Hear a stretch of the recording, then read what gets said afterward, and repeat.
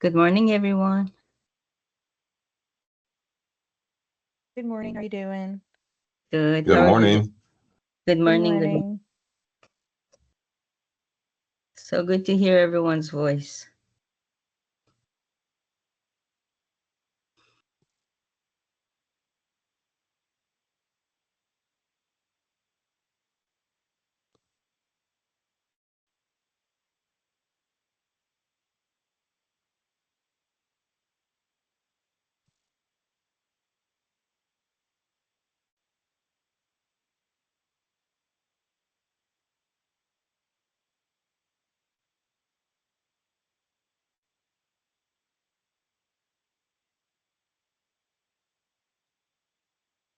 Can you still hear me?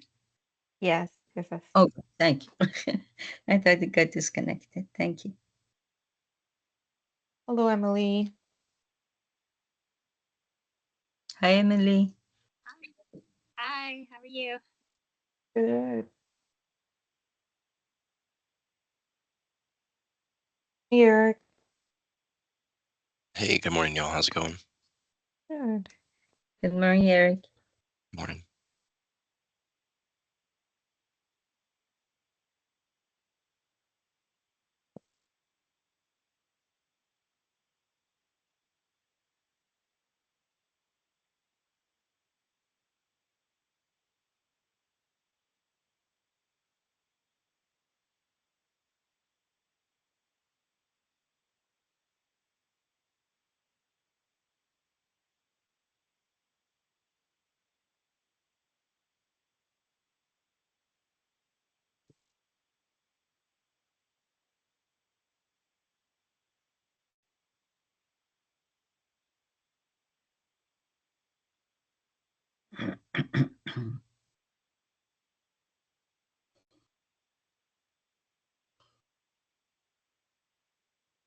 We are at 9:30. Lori, did you want to get going? Yeah, that sounds good. We could start with roll call if that works. That would be great. Thank you. Okay. Hello, everyone. My name is Lori Poleo with JMT. Just to let everyone know, this meeting is being recorded, and if you are not speaking, please mute your mic. So going down the list, Alexander Arvales, Yes, I'm here. Good morning with HCSO grants. Antonio Velez, Yes, ma'am. USF Police. Corey Norris, Present. Dave O'Neill, Yes, here. you're with USAF. Yeah, the Air Force down at McDill. Oh, okay, perfect. Demetrius German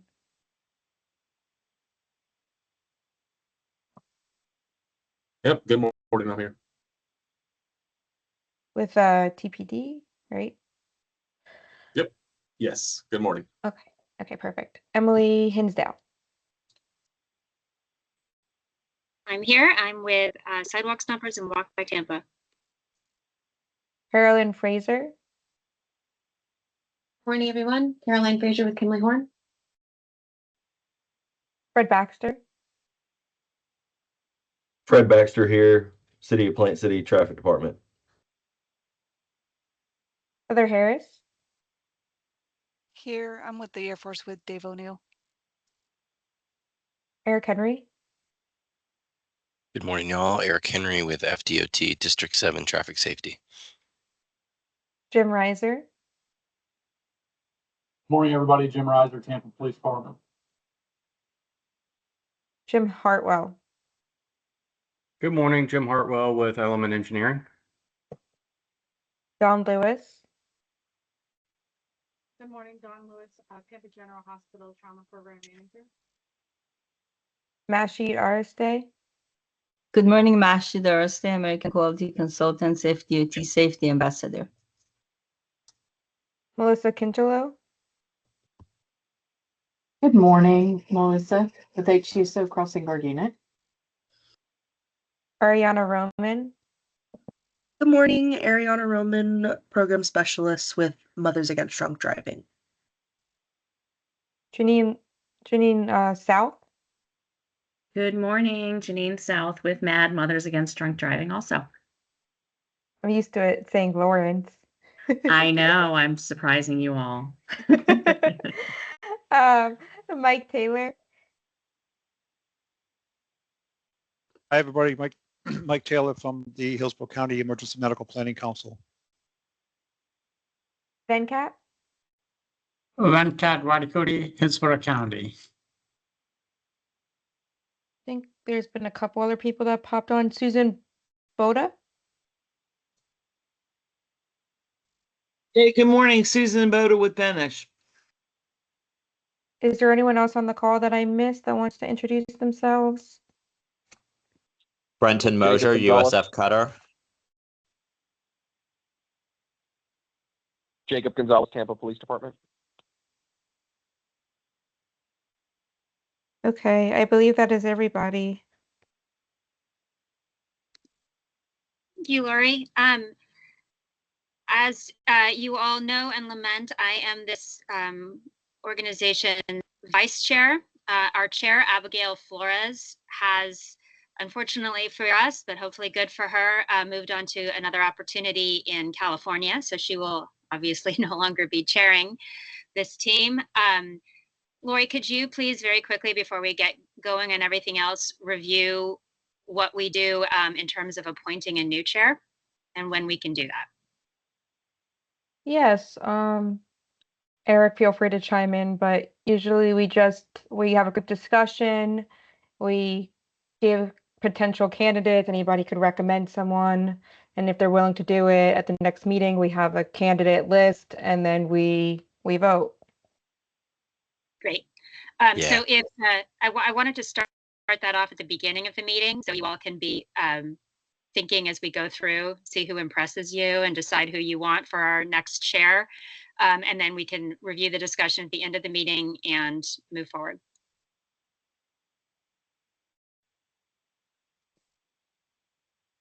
Eric, did you have anything to add to that? Yeah, just that there's no formal process. We usually just take some time to let folks think about if they think it's going to be a good fit for them and volunteer themselves. Usually we like to let people kind of take the lead if they're interested in it versus nominating folks because we want our chairs to be kind of engaged and involved in the process. So just be thinking about if you think that that's a good fit for you. It's a pretty low commitment role, mainly just involves running the meetings, but it also kind of opens you up to be able to leverage a little bit of FDOT support staff. So if there's anything you feel like is missing in these meetings or anything you'd like to see change, anything you don't think is working, this is a great opportunity to step in on a role that lets you kind of change that sort of stuff. It was great to see the ways in which Abigail brought in some new information and ways of presenting what we do. So I hope our next chair will step up and be interested in changing how it works and improving as we go along. Yeah, on the same lines, this is Venkat with Hillsborough County. I know Abigail left after I joined here, a couple of weeks after, but a good number of folks, especially Palayo and others know that I chair a couple of CTSTs for different counties. Previously, I'll be more than happy to chair if somebody's, I know what it takes, and I'll be more than happy to chair if nobody's interested. Awesome. We have a willing volunteer. If anybody else is interested, they can either speak up at some point during this time in the meeting or share your interest with Eric. And then perhaps at our next meeting, we can vote to finalize our choice for chair. That's good. And thank you very much for volunteering.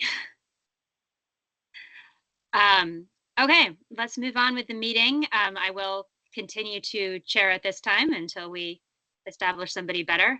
Has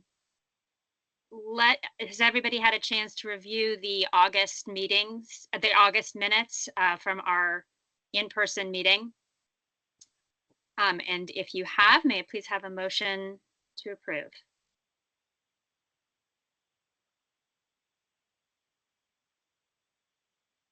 Just Jim Reiser, I'll make a motion. I second it. Thank you. All in favor? Aye. Aye. Any opposed? Aye.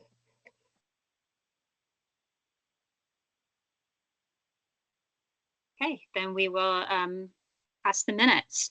Let's move on to membership reports. And as we go through in our usual pattern, as we are experiencing a change in leadership, this is also a good time to review not just what we are doing, but why. And I think as we have some new members, it would be great if when you are telling us what you've been up to and what you've been working on, if you could discuss it in as it pertains to a community traffic safety team and where you feel it fits in and where you feel it is contributing to our overall goal of improved traffic safety. Just that will help all of us understand again what your role is and why you are a part of this team and what you are accomplishing. So let's start then with our enforcement and crash statistics. Any law enforcement agencies that would like to participate? Jacob Gonzalez, Tampa Police Department. In August, our overall DUI numbers were up for the month compared to 2024. As of yesterday for September, we're at 100 DUIs for the month. We're definitely trending down compared to 2024. Since school started, we have DUI education programs that were presented at Freedom High School, Plant High School, and Middleton. For the rest of the month, we have a presentation at USF, Hillsborough High School, and we have UT presentations scheduled in October. It's also Child Passenger Safety Week. We have an event planned at Tampa Palms Elementary and at the Glazers Children's Museum birthday bash this Saturday.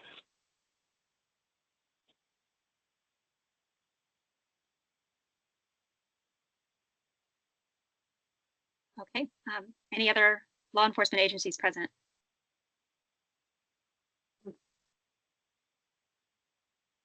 I can add not a law enforcement agency, but on the law enforcement side, we are currently working on trying to get another big detail going. This time it's going to be State Road 60, and it's going to be spanning through Hillsborough County and then over into like Polk County and into District 1 and District 5. There's not a date set for that yet, but I believe they're targeting some time around the Thanksgiving holiday. So more details about that will be forthcoming as they're finalized.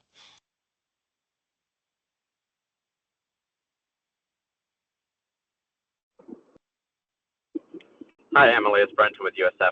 I also just wanted to add that the Enhanced Law Enforcement Engagement Program was recognized by the Florida Tax Watch organization for a Government Productivity Award. So me and FDOT personnel Bill Reha, Emma Duran, and Mike Zinn traveled up there and accepted the award. So it's great to have that recognition for our program that gets law enforcement, out and working state roads and getting rewarded for that.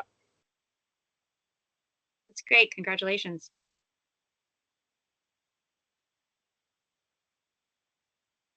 Anyone else in law enforcement?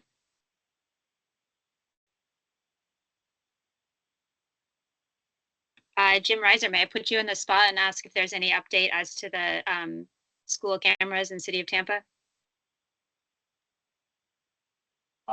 Yeah, so what we have going on right now is we're still working on some construction issues. We're slated to go live with 6 cameras out of the 24, with more coming online throughout the school year on October 6th. We think that date's going to be locked in, but there still might be a few adjustments, but hopefully we'll start turning them on next month. Awesome. Just in time for National Walk to School Day. Well done. Okay. Anyone else want to weigh in the enforcement area?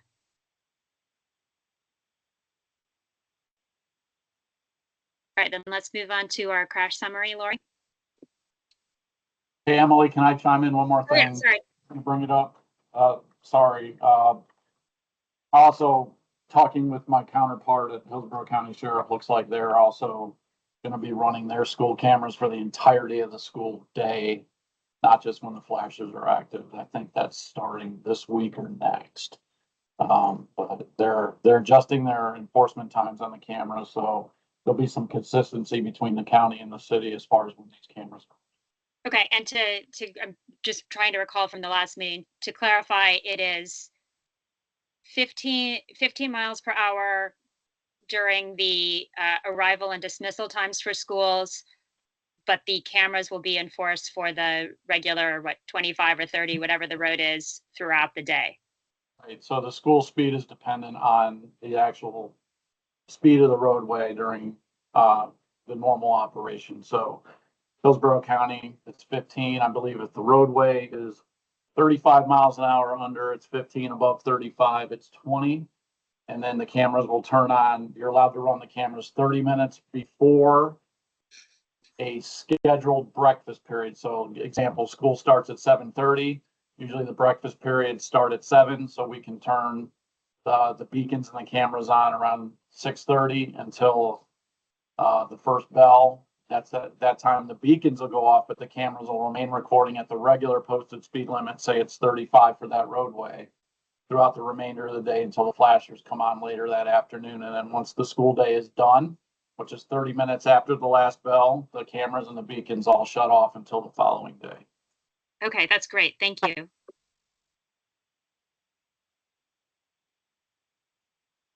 Okay, go ahead, Lori.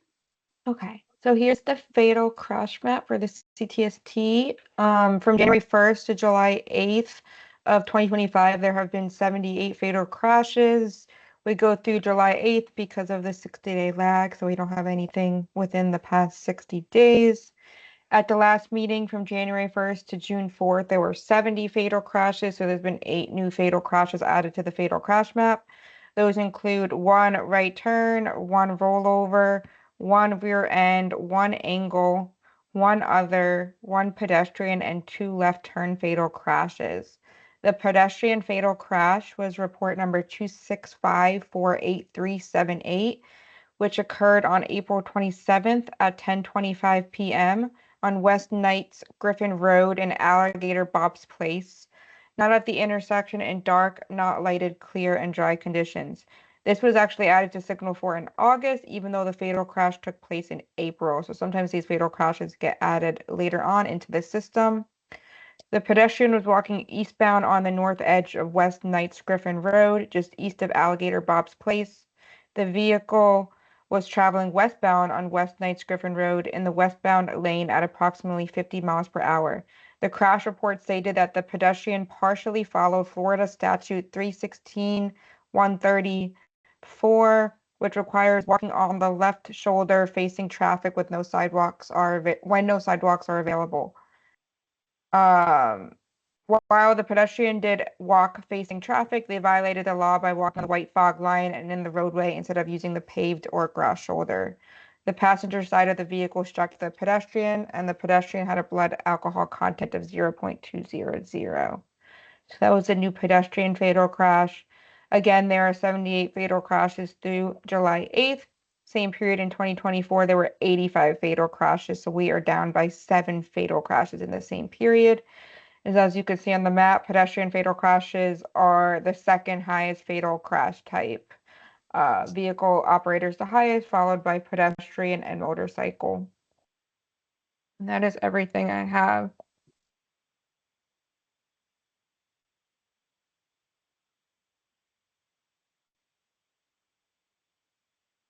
Thank you, Lori. Did anybody have any questions for her?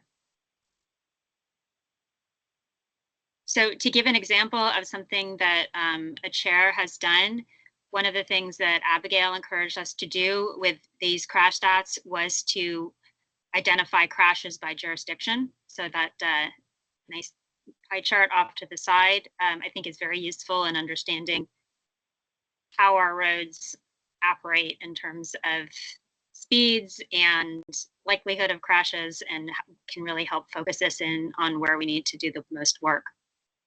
Yes, and also I believe at the next meeting I'm going to be giving a presentation discussing that, as you could see, like FDOT represents 11% of the lane miles, but approximately 54% of the fatal crashes. So there's going to be some discussion there showing like maybe some contribution causes and recommendations to try to figure out like why there's so many fatal crashes on state roadways and some contributing causes. So I'm going to give a brief presentation on that at the next meeting. That's great. That sounds like a good presentation. Okay. Moving on in the agenda to our health agencies. Do we have anybody here from AAA? About TGH?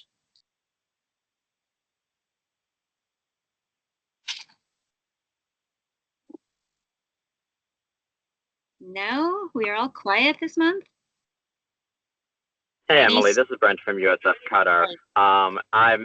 I just wanted to shout out, even though they're not here, AAA did help us put on a press conference. I believe we had talked about it in a previous CTST at USF regarding micromobility safety with, I think they called it small wheels, so electric scooters and such like that. And so we had a press conference with AAA and the USF police, a surgeon from Tampa General, and Eric was also there. And Jason Jackman, who just left Qatar to join the city of Tampa, helped organize that. So it was a pretty great event, and we'll have more details in the newsletter. Thank you. And that was, you said, to address concerns over micromobility?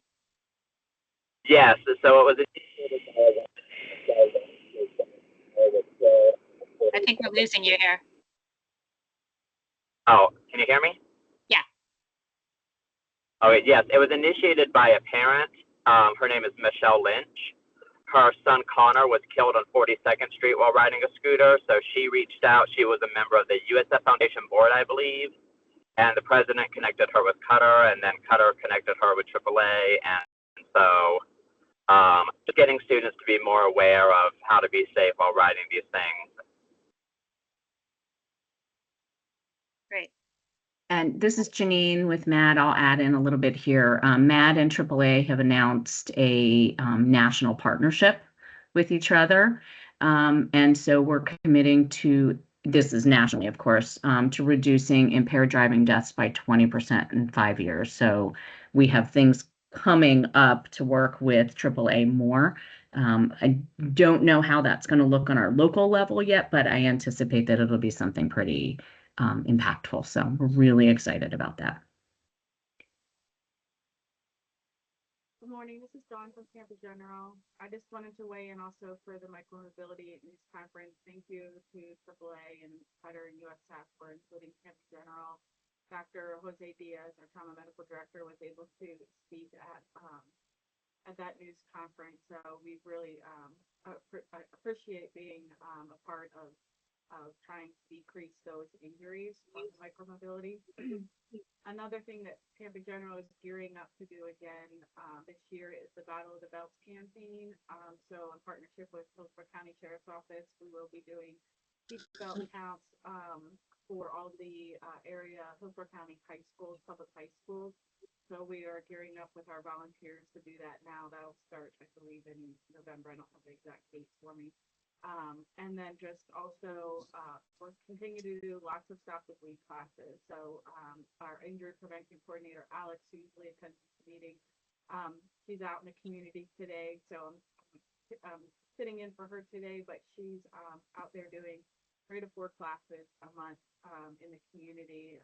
So lots of community training going on out there with general nursing. So thank you.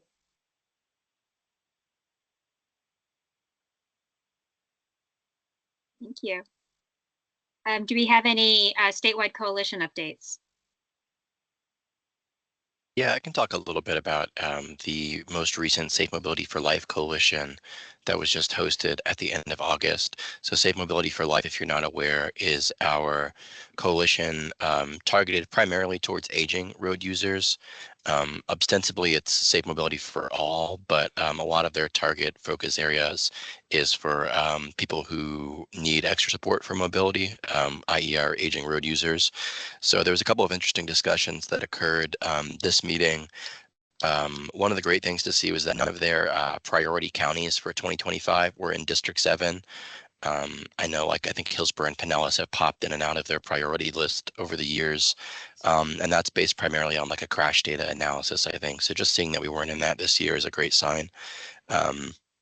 The Resource Center for the Safe Mobility for Life Coalition has just recently, at the start of this month, reopened. They were on a temporary hiatus, so if you've been looking to order any of their materials, you may not have been able to, but that should be open and accepting new requests now. That is a great resource if you're looking for any educational materials targeted towards aging road users. They have guides on transportation options, how to safely navigate our roads if you're walking or biking or using rideshare or public transit as an aging road user. And those are all available for free. You just have to make a request at the Resource Center. Some kind of new and upcoming stuff that they're working on is developing a healthcare practitioner toolkit. So some strategies for healthcare practitioners that may be applicable to some of our like Tampa General and other emergency service providers. And they are also working on developing a series of training videos that are targeted towards engineers and planners. So I think it's just kind of some things to keep in mind for engineers and planners when we're designing roads and other, like PLEMO initiatives to keep in mind aging road users. So some kind of training series on that. I believe that is everything of note that I have. There was also an interesting presentation on trying to do some evaluation of outreach efforts. So taking kind of like a data analysis kind of view of outreach, which I hadn't seen done before. So I'm going to try to see if I can find those slides to share with folks because I thought it was rather interesting.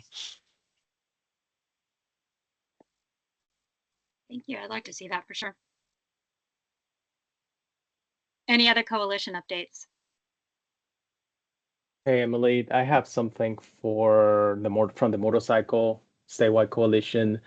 They meet in Tampa every quarter as well.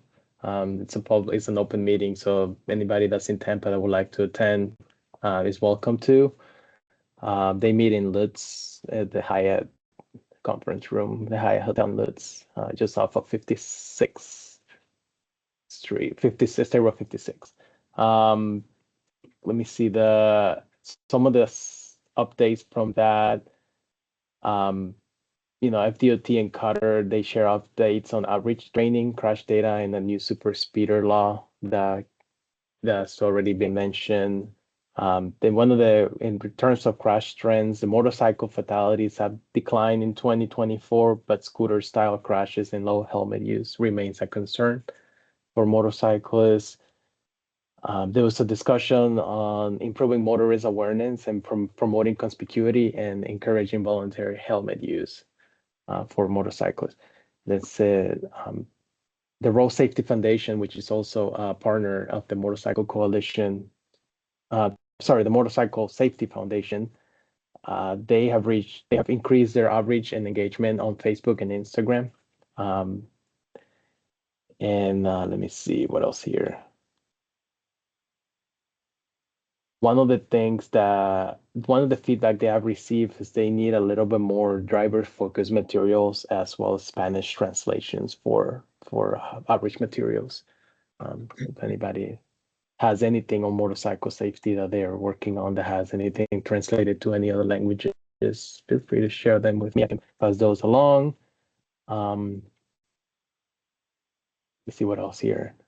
I think that's the main ideas of this. And I have can we also, I'll send it, I don't know if I sent this to you, Eric, already, but we have the meeting minutes report as well. So if we can add those to the agenda, if anybody wants to wants to see them, they're welcome to it as well. Or there's a link to it as well I'm gonna put it in the chat, a link to the meeting minutes as well if anybody wants to go through them. They're online, they're available online.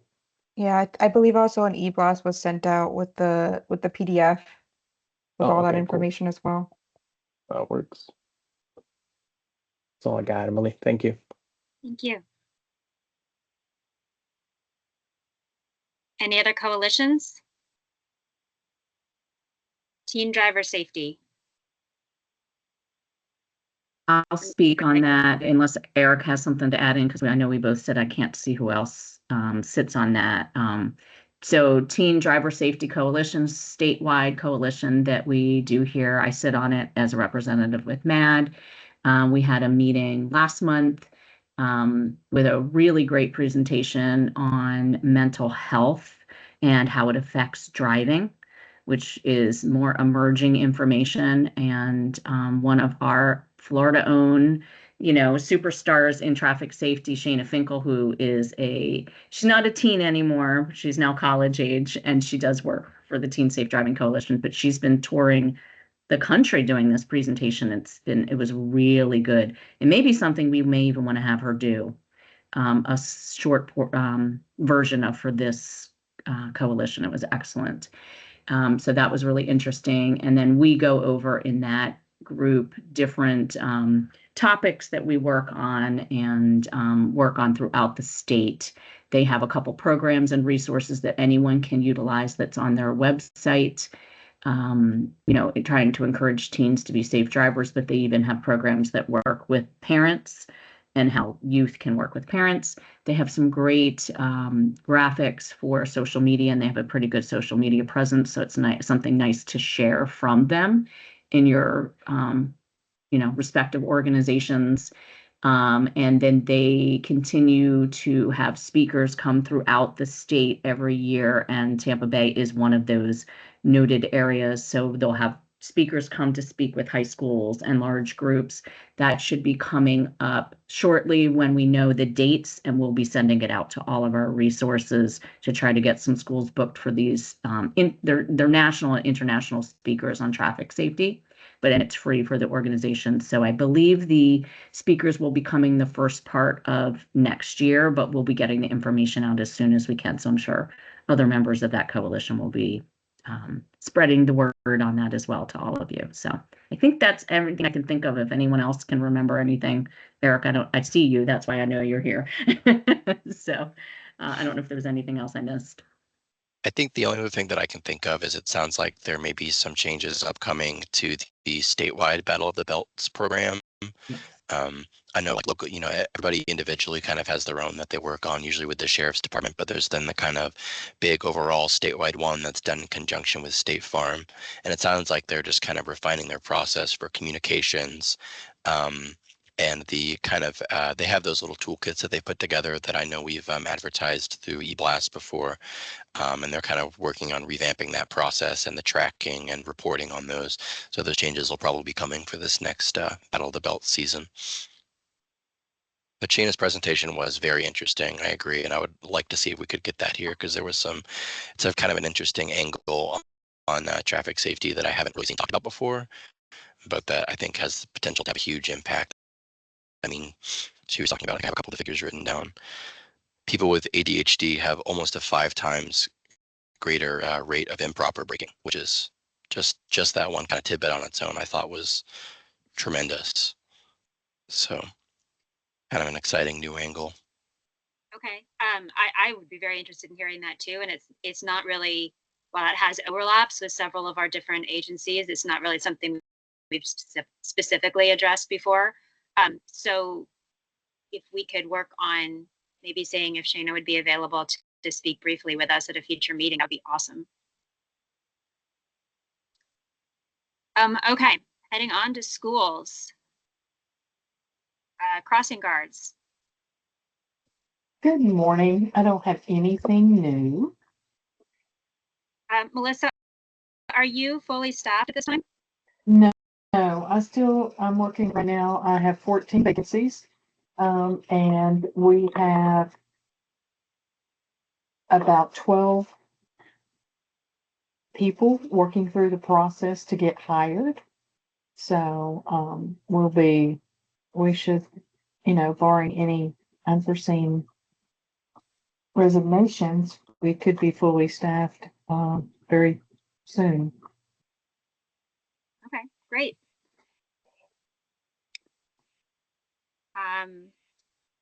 Hillsborough County Schools Transportation.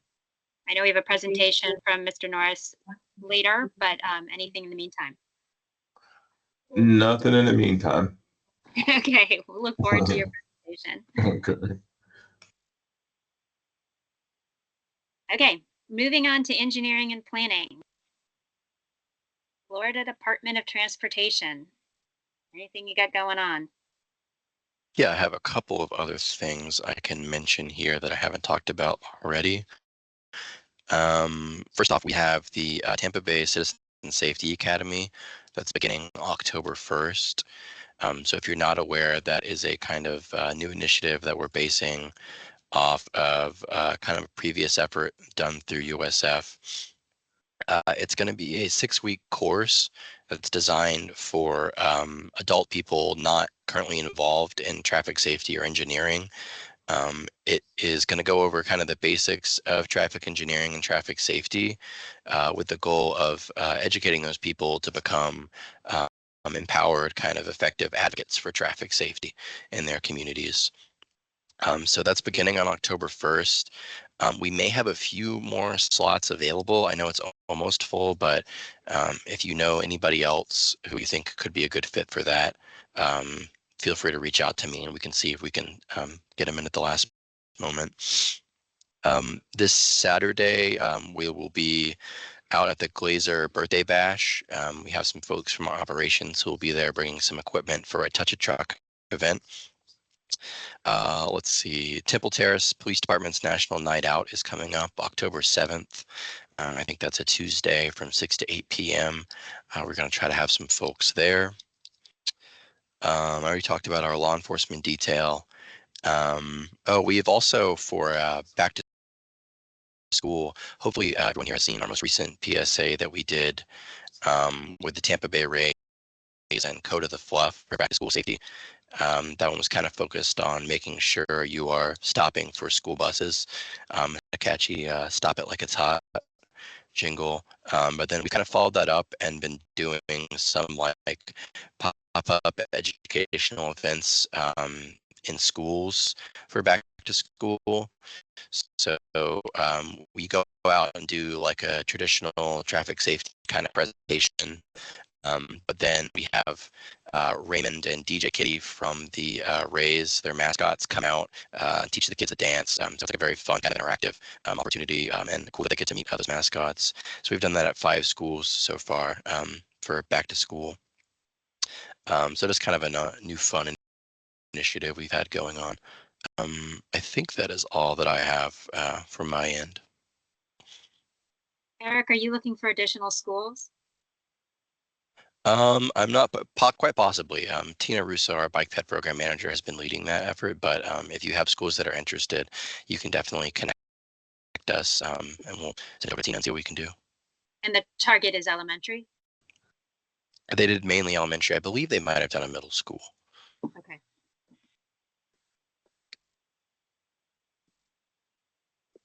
City of Tampa.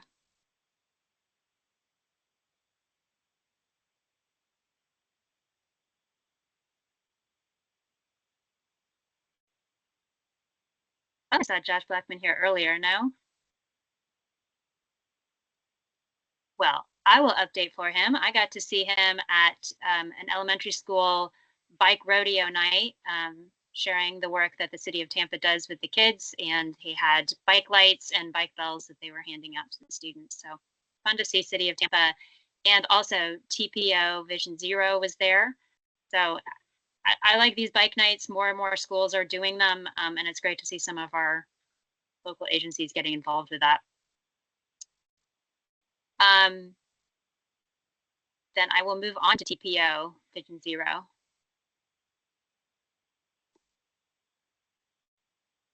Okay. Plant City, I saw that Fred was here but had to leave, and he said he didn't have any updates. So how about Hillsborough County?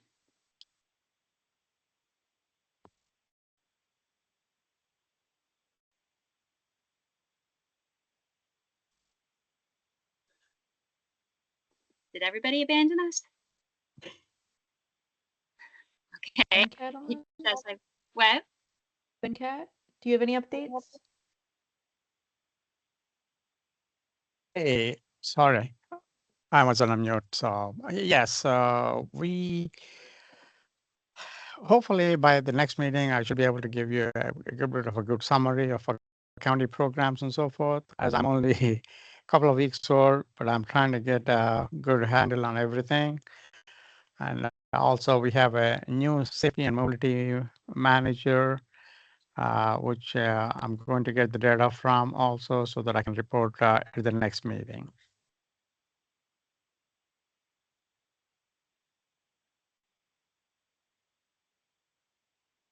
Thank you. Okay? Yeah. Thank you. HSIP. Good morning again. So I'm happy to report that we have been working hard on the purchase orders, and several material requests and purchase orders have been fulfilled, and projects have been reviewed, and material have been sent to cities and counties. Just a note that through the purchase order process, we ask the cities and counties to look at the purchase order, and then when the material is ordered and received, we like to be notified, if they can notify the DOT that the material has been received. And when it's installed, it's very important that we know that it's installed, so we can have the records set. We have a spreadsheet that we put the information in. The material has to be installed, I believe, within 45 days. I mean, I can double check that and let you know, but the material has to be installed and reported to FDOT, and that's very important. We also have received applications. Thank you, Plant City. And we're working on reviewing several applications that we have received. Again, when you submit an application, it's good to put the ship to address, because we sometimes go through review of the material requested and then review by the requester of the material, and then the last minute the ship to information is not there. So that's very good to include in and as much detail as possible in the application process. And as usual, I'll be very happy to help anyone with the application process. Last but not least, if the material that's been requested is on the approved product list of DOT, and that's the number associated with that is included in the application, that would make the process much easier than having to purchase it from another vendor that's not on the APL. And that's all I have. Thank you. Thank you, Mashi. Emily, if I can make a shameless plug and let everybody know that we're hiring at DOT to join our safety team. So if anybody knows anybody, the application closes today, but I put it on the chat. So if you're interested, reach out to Eric. We'll send it to you all. Okay, thank you. Let's see. I know Brenton left and said he'd already given all of his cutter updates. Was there anything else from Matt? I know you shared some stuff earlier. Is there anything you wanted to add? Yes, I have a few things. I've switched my role with Mad, and we hired Ariana, who's here also. So we're both gonna, kind of talk about that a little bit. I'm a program manager now, so overseeing throughout the state our programs delivery team. So on the whole, MAD had their 45th anniversary vigil in DC the beginning of this month, which was amazing. And we had got to reach, I think, over 200 lawmakers in DC, specifically to talk about implementation of HALT Act, which is getting the impaired driving detection technology. It's already been voted on and approved bipartisan to have that technology mandatory in vehicles. And so we're trying to get final dates from NHTSA and so the manufacturers can have them in. So it will be required in all vehicles to have impaired driving technology. So it's something at MAB we've been working on for many years, and we had some really big success, especially with some of our local lawmakers as well, who showed up to our vigil and spoke. So we're working on that, and we were able to have time speaking with the Secretary of Transportation, John Duffy, which was really good. So again, it's bipartisan support. It's been a big work that Matt has been doing nationally to get that done. So it's going to help all of us, even here. We're really excited about that. And locally, I'm doing some outreach myself. Ariana's going to talk about the other outreach she's doing. I work with the Hillsborough Juvenile Diversion. I've got presentations with them tonight to talk with youth who are in that program about impaired driving prevention and underage substance use. And then I'll just put this in, so while we're talking now, we have our local golf tournament coming up. It's called Pinellas Golf Like Mad, but it's for anyone in the Tampa Bay area. Anything we do supports all of Tampa Bay. So if anyone's interested, I think we may have a couple of slots left. I don't know if we have a ton left for that. It's coming up October 13th. So for my golfers, I'll put that in there.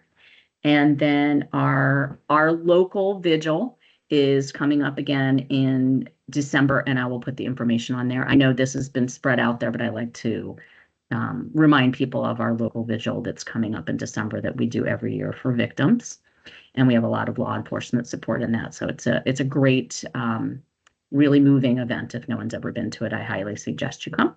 And then I'm going to pass it over to Ariana. She's going to talk more about the specific work she's been doing in Hillsborough County with our outreach. Yes, so I have gotten into a couple of high schools in Hillsborough County to do some driver's education presentations, specifically our Power of Youth presentations, which emphasize not using substances while driving.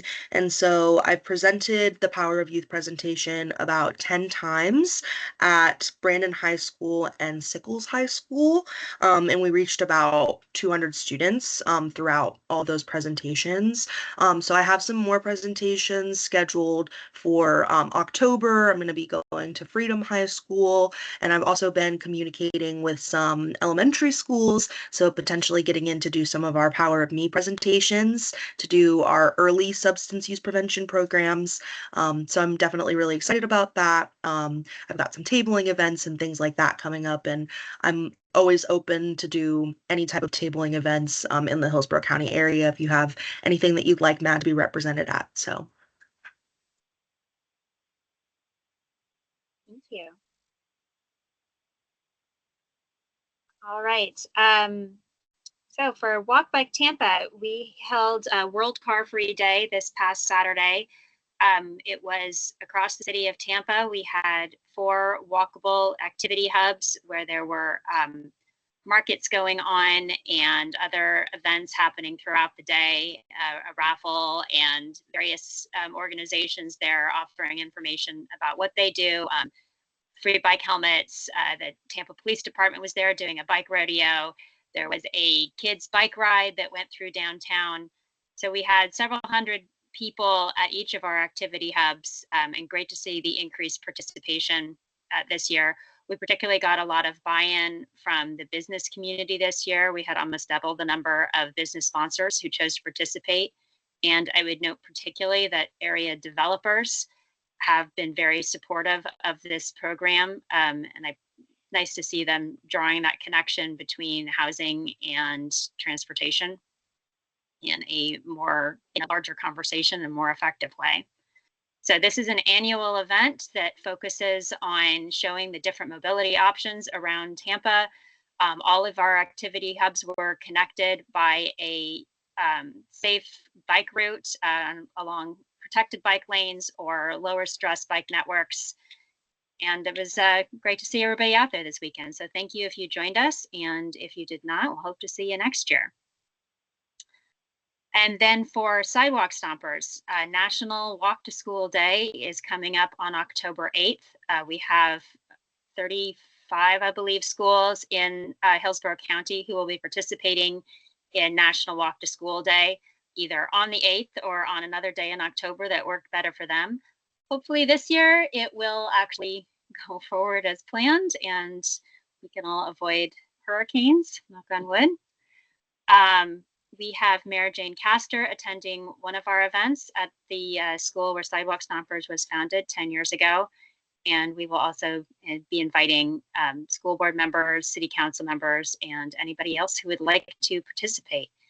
There is still time if you're a school in your area or a school that your child goes to would like to be a part of National Walk to School Day. Sidewalk Stompers is offering materials and prizes for students participating. And if you just reach out to me, to Sidewalk Stompers directly, then we will get that arranged. We're always happy to see more people there. Okay. Did we have any follow-up items from our August meeting?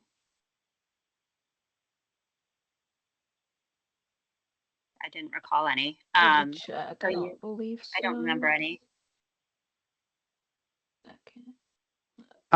We don't have anything from Hillsborough County side at this point, but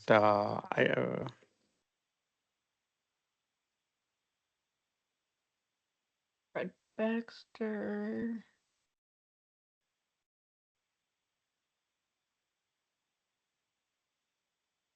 Regarding the lane repurposing, I did reach out to our contact or our representative here at the department on lane repurposing, and she provided some a guidebook and like a one-page flyer. So I will share those with everybody, and if that clarifies the questions, great. But if not, just let me know, and we can work to have her come out to a future meeting to deliver a presentation and answer questions.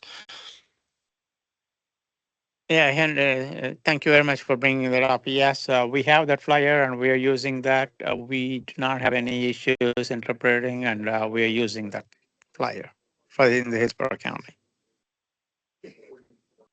Awesome, good deal. If there's also any specific questions or anything, I would be happy to field those and relay them to Barati, who is our lane repurposing person.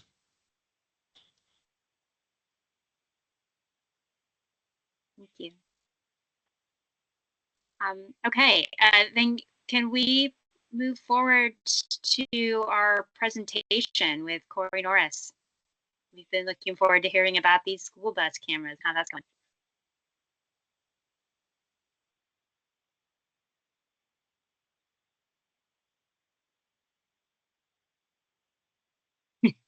Corey, I can see you there. Are you there?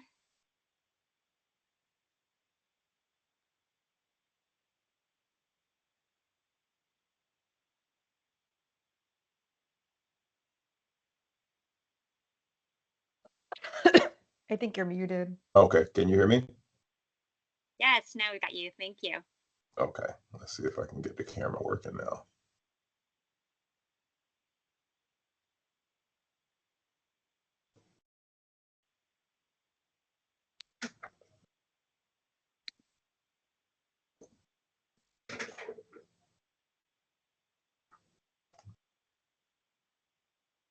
I apologize for the technical difficulties. I was trying to get it prepared before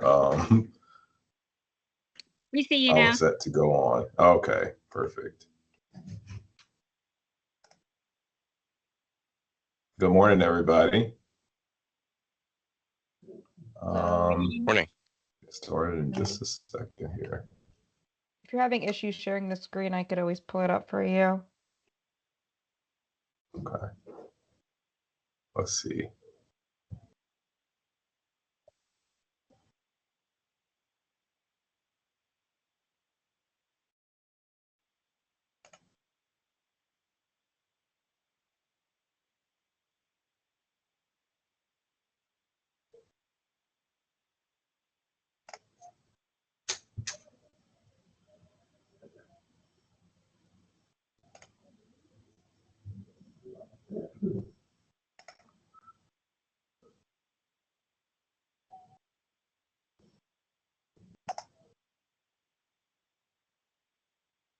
Lori, you said you could pull it up for me?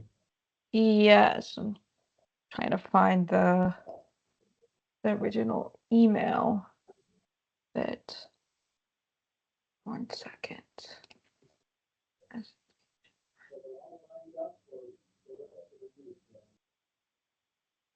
Oh, I see it. I see it.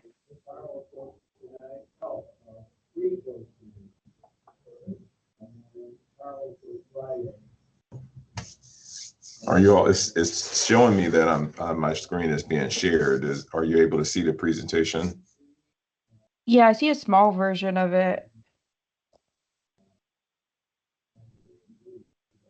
Let me put it in You just have to maximize it. Hold on 1 second. Yeah.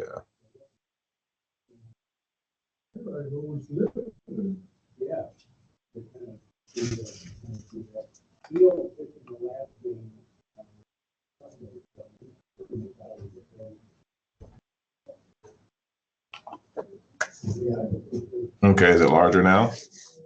No.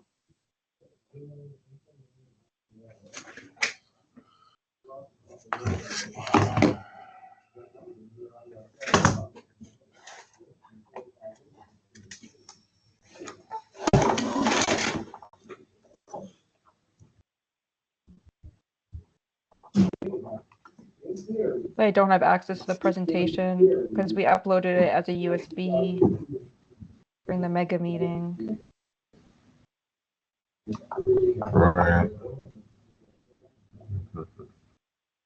Is it still showing really small? Yeah.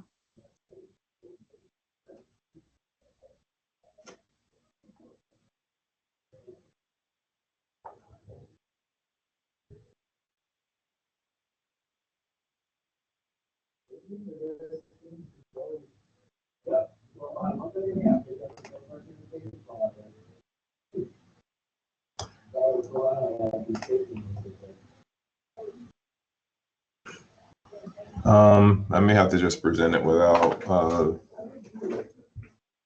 hate to do it. We Where can whether you still get see the the full effect of it. slides. Yeah, we can still see the Okay. slides. They're just a little small, but Yeah, I think it'll work. if you go ahead and click through the slides, they may not be the biggest, but they're still usable. Yeah. Okay, all right. Okay, so I don't know if everyone knows, but our Florida legislature passed a law allowing us to put cameras on our school buses to enforce the law that you cannot pass a school bus when the stop arm and the lights are flashing. This was passed back in July of 2023.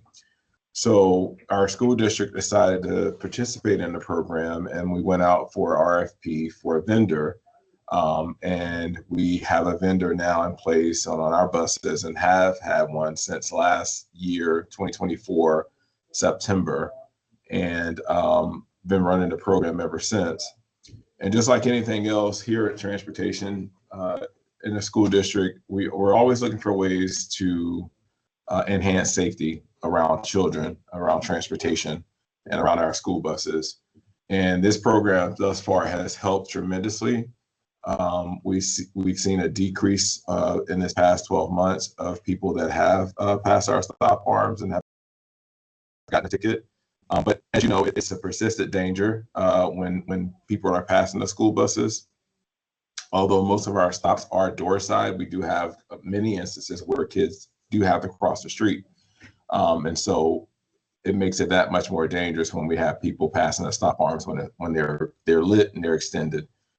Every day, countless drivers illegally pass our school buses.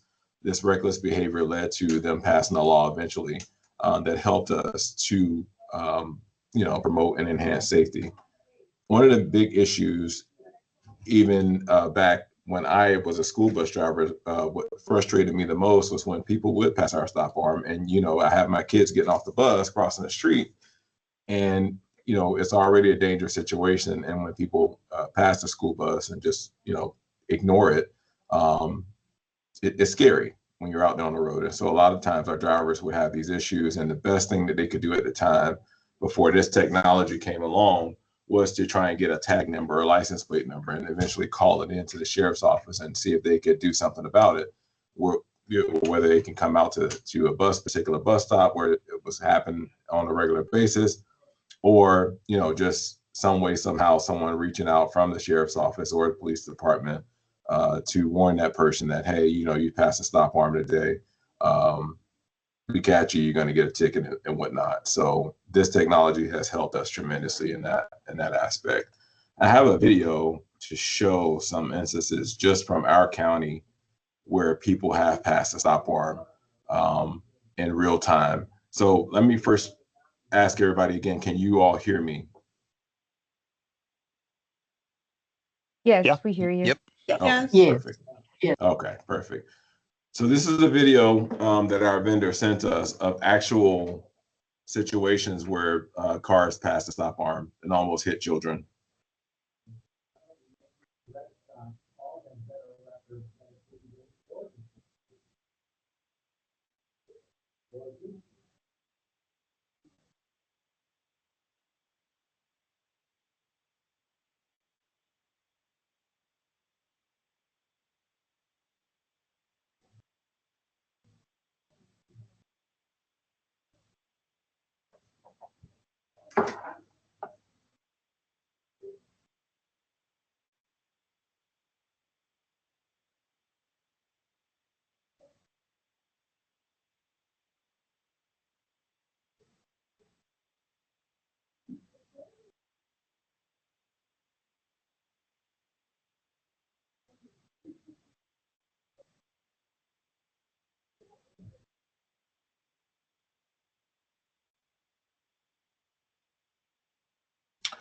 I'd like to say some people, don't see the bus for obvious reasons. I mean, it's bright and yellow school bus, but most of the times it's blatant. It's just people being impatient and just not wanting to wait for the kids to get on the bus, or in the afternoons, not wanting to wait for the kids to get off the bus. And so to put a stop to that, this program will issue citations, or not citations, violations, with a $225 fine for a motorist that blatantly passed the school bus stop arm. And so that gets people's attention, and ultimately it is for safety reasons that we have this program. It's not just because, some people think it's a money grab or whatnot, but at the end of the day, it's saving kids' lives. It's bringing an awareness to the situation and putting that information out there for motorists to think about when they see a school bus, to be extra cautious and just make everything overall more safe. So stop arm cameras are a proven deterrent, as I mentioned before. They're mounted on the side of the bus. They're mounted on the front and back of the bus. They're mounted on each side of the bus, because if you were able to see in that video, people not only pass the school bus when it stopped on the driver's side where the stop arms are extended, they even pass the school bus on the passenger side, on the side where the kids get on and off the bus. If there's space for them to go around, in some cases they'll do it. And so with our program, there's cameras on both sides of the bus. There's cameras that's facing out the windshield of the bus and out the rear of the bus. So it captures those vehicles at all angles where they potentially could pass the bus and, eventually get a violation for that. A lot of people think it's just on the left side, but it actually happens on the right side of the bus, which is even more dangerous. So the vendor we have, the quality of the video is so precise to where it can read the license plate from 6 lanes of traffic away. Because if the roadway is unpaved, and I'll show a diagram in just a little bit, if the roadway is unpaved, if there's no raised median or curb to divide the lanes, all traffic must stop in all directions. And although we don't typically route our buses to where students would have to cross a 4-lane street, in some cases they do, but in many cases they don't. And so either way, you have situations where students know they're not supposed to cross the road, but they may be going to a friend's house, and they may be going to the store or something like that before they go home, and then they run across the street with the driver not being aware that they're going to do that. And so that's all the more important reason that cars are supposed to stop from all directions when the school bus has their stop arm extended. So this program, although Florida just signed on to it in 2023, this program has been in effect for several years. And there are many school districts throughout the country that are participating in a program similar to ours. And in Florida alone, currently Lee County Public Schools, Miami-Dade County Public Schools, Polk, Hillsborough, of course, and Santa Rosa are participating so far. But like I like to tell other school districts, even in Florida, that we talk to when we go to our conferences and council meetings and things like that, the program is coming to a school district near you because it's effective and it works. And so anytime you can do anything to enhance the safety of our most vulnerable citizens, our children, we're going to do it. We're going to move forward. And in most cases, people will sign on to that. I don't know if I mentioned, but right now, we have about 700, close to 750 drivers. Right now, I think it's 743 approximately that we have that are employed by the school district that are out on the road driving school buses up and down our roadways every day. And so, and about, I believe we're at about 5,000 school bus stops, if not more, throughout our district. And so it's just more opportunities for people to disobey the law and pass school buses. And so we want to be able to capture that any chance we get. I'm going to talk a little bit more about bus stops and things like that as I continue the presentation. But our particular vendor has used AI, and I believe the other vendors as well, because there's many vendors out there that have these programs in place. But our particular vendor has AI built into the system to where it can accurately detect or get a license plate number. And like I mentioned earlier, up to 6 lanes across the road, they can capture the license plate number. In some cases where other people wouldn't think that that would be the case. But the program and the software is so sophisticated that it'll definitely catch that information and then transpose it, and then it goes to the system, to the vendor. With this particular program, we're able to identify every location where stop arms are run, where cars are passing our buses. And so we use that as an opportunity to look more at our bus stops, where they're positioned, where they're located at, where students are standing, because it gives us a breakdown of where the most citations have been issued in our district. And we're able to go in some cases, we have moved bus stops, we have repositioned bus stops. We've had students move to a different corner or a different place to wait on the bus. But in a lot of cases, we can't, because we simply have to service every area that we can for every student that's eligible to ride the bus. So in some cases, we're able to move stops and make some enhancements at the routing level. But many cases, we can't. I mean, we have to go to certain apartment complexes, what we like to call mega apartment complexes that are popping up everywhere. And so we pick up a lot of kids.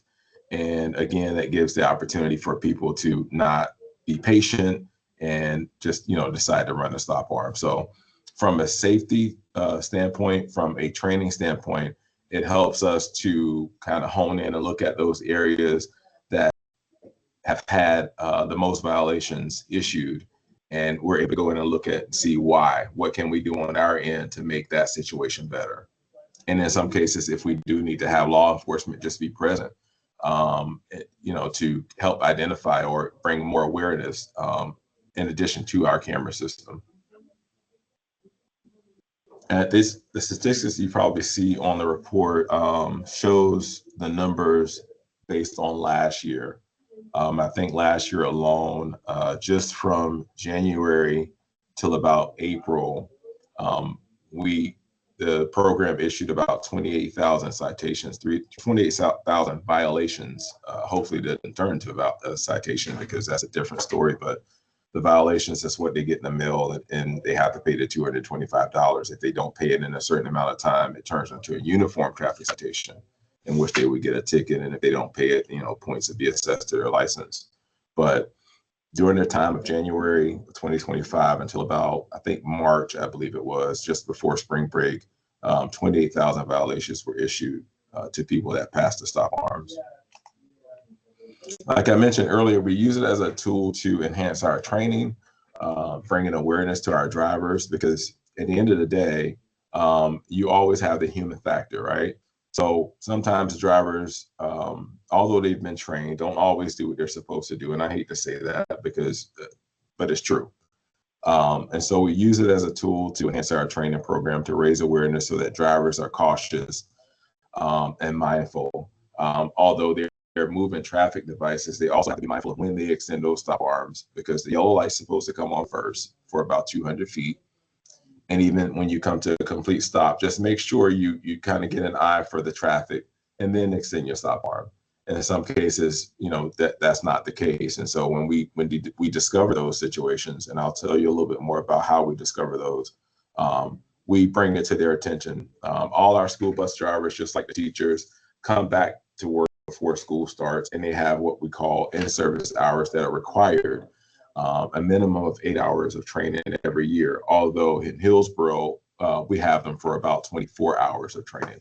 And so we bring up situations like this or anything that we've discovered through this program and other things to bring awareness and reinforce driver training in our training programs.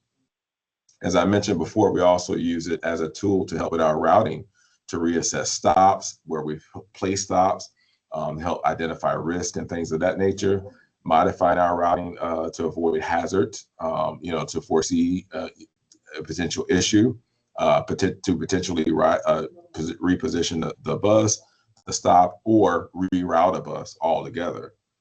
As you know, in Hillsborough,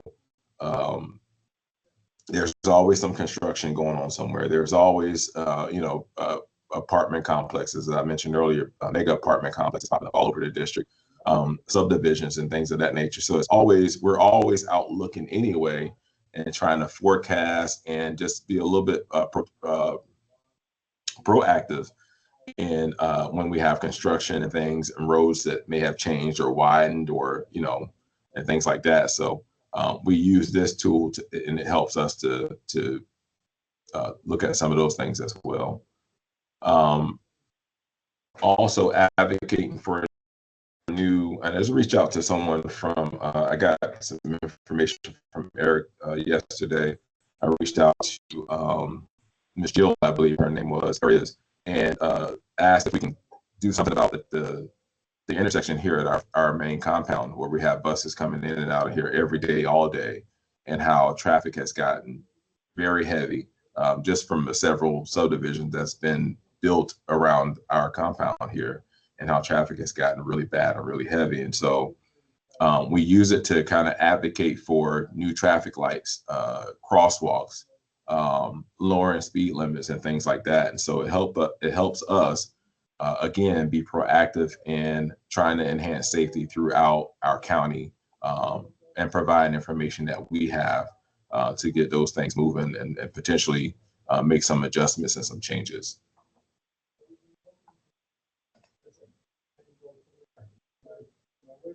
And these are just more statistics of nationwide statistics about illegal school bus passing and the numbers and everything. And just some numbers I pulled from last year, year before last, I should say, about 43 million illegal school bus passings in the United States, just in the year 2022 to 2023. And usually about 90% of the people that receive a violation don't ever receive one again, because again, it just brings that awareness to the situation, and word gets around. You see a school bus, especially in Hillsborough now, you better stop, because you're going to get a $225 ticket. Not to mention, put somebody's child in harm's way. Just to show you the position and location of the cameras throughout the buses, they're pretty much, I think, 13 altogether cameras, for both external cameras and internal cameras that came with our program and the vendor that we chose. And they're night vision, so in many cases we're picking up our students when it's still dark outside, and so the cameras will have infrared, and they definitely will pick up those cars, license plates and things through night vision. Another diagram showing the different cameras, external cameras as well as internal cameras. I mentioned earlier about roadways in which motorists have to stop in all directions. And then of course, there are some roadways where they don't have to stop, but they can proceed with caution. This just kind of describes, as I mentioned earlier, the only way you don't have to stop if you're on the opposite side of the road is if there's a raised median or a grass median that's at least 5 feet wide. If it's grass, it has to be at least 5 feet wide, and you can proceed with caution on the opposite direction. But if there's a raised median, no matter what size it is, you must stop in both directions. Some people think the divided highway that has the left turn arrows from both directions that just have the painted yellow dot dash and solid line next to each other, that you don't have to stop, but in those cases you must stop as well.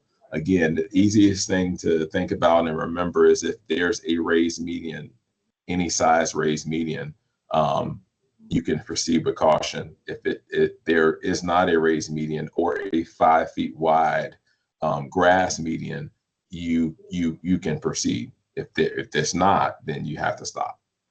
So in most cases, you have to stop unless it's a raised median or a 5 foot wide grass median. An example of a grass median, although it's more than 5 feet wide, is when you're going down Fowler Avenue and other places like that. There are some grass medians in the area, and you don't have to stop. Maybe not Fowler Avenue. Let's see.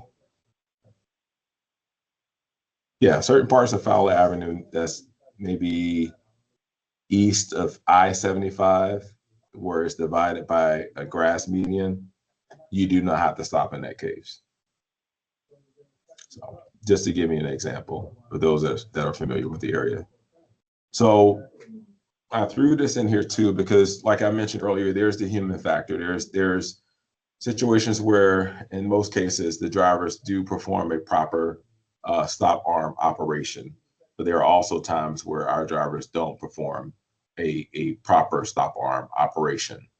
And with that being said, each violation that's issued from our vendor goes through our sheriff's office. So there's no way we would have put this program in place without our sheriff being a part of it. In my opinion, compared to other places, Hillsborough did a great job at that, because before any citation is issued to a motorist, it is actually viewed by the vendor and also viewed by an actual sheriff deputy.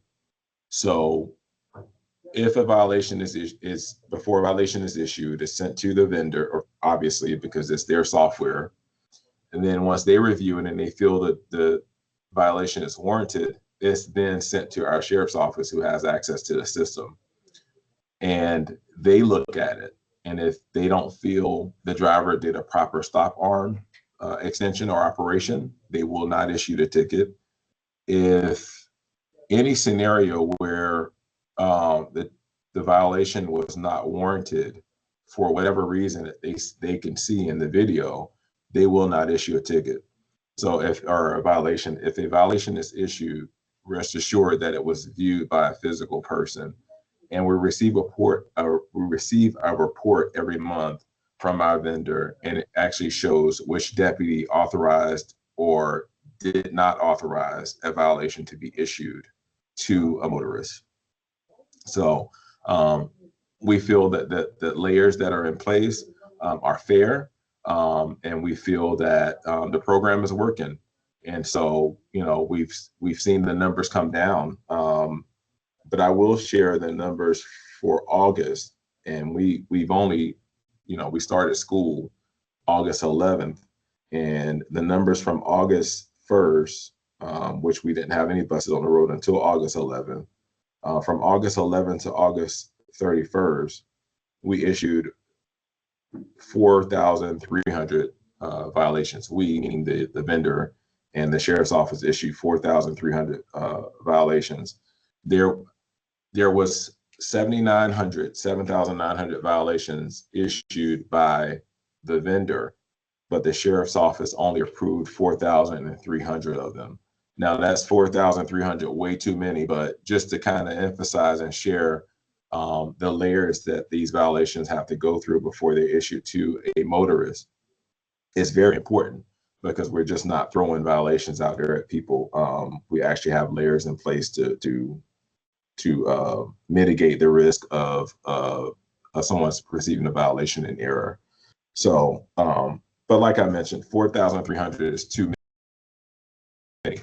But the numbers are trending down and typically do. But as you know, with so many people moving here to Hillsborough County or Florida, and particularly Hillsborough County, I'd like to think some of the violations are not the same people, but maybe new people moving to the area, or just, somebody that just for the first time passed a stop arm.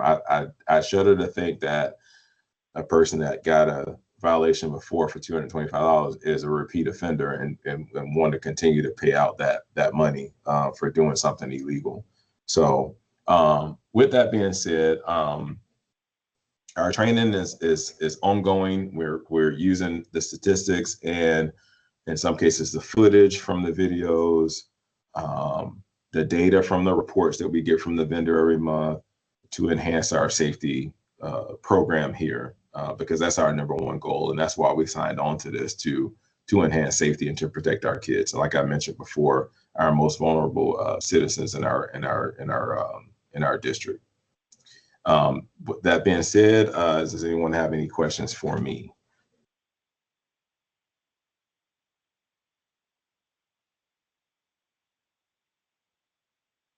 Hi, Corey. This is Emily Hinsdale. I had a question for you. Yes, I was very interested to see how you are identifying, using the data to identify locations that have been particularly problematic, and that you were sharing that with law enforcement, but also with city, county officials to find out if they can do anything in terms of engineering and planning to assist you. I was just wondering if you are getting any kind of good feedback on that. Are you getting support? Are you getting any changes put into place? Most of our changes are coming from internal things that we're doing. I don't know of any that my general manager may be sharing the data, because it's shared with us here in transportation. It's also shared with the district and the school board. I don't know of any specific changes or anything that's been made from the data. I'm sure there has been. I don't know of any in particular that have been a result of this. I know that we've made a lot of changes and rerouted some buses internally, because all of the routing of our buses come from our department. So we've made a lot of enhancements and things like that from the report. But as far as like engineering, traffic lights, or traffic calming devices and things like that, I'm not sure, and I've heard of any. Okay. If you have, I think this committee would actually be a really great place if you have specific locations where there's really very little you can do to change where they are. But if you want to bring those locations to us, I think this would be a good place to discuss that and maybe see if there's some things we can address. Absolutely. Thank you. I love the way you're using that data. I think that's really great. Yes, ma'am. Yeah, I'll definitely be happy to share the data. Any other questions?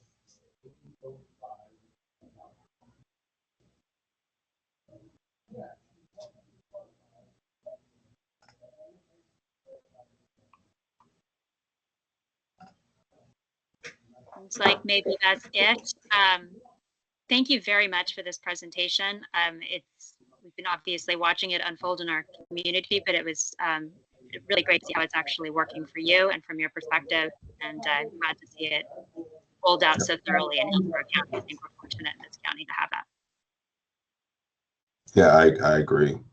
I really Thank you agree. very much. I didn't see anything like this coming, but I'm glad it's here, and hopefully here to stay for the duration until we, get to where we have 0 cars passing our stop arms. That sounds great.